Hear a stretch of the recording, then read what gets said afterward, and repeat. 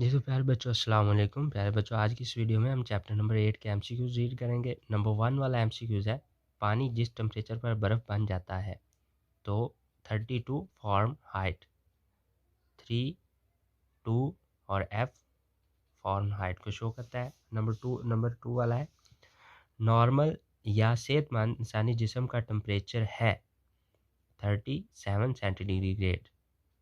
उसके बाद नेक्स्ट वाला है, मरकरी को थर्मामीटर मटीरियल के तौर पर इस्तेमाल किया जाता है क्योंकि ये रखता है ये तमाम खसूसियात।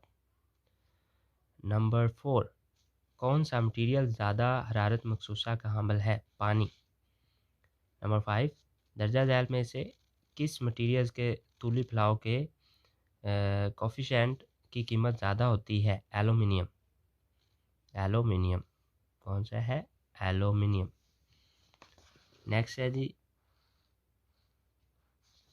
एक ठोस शय के तूली हरारती फलाव के कोफिशिएंट की कीमत 2010⁻⁵ पर केल्विन है। इसके वॉल्यूम में फलाव के कोफिशिएंट की कीमत होगी। नंबर बी वाला इसका आंसर है 6×10⁻⁵ पर केल्विन।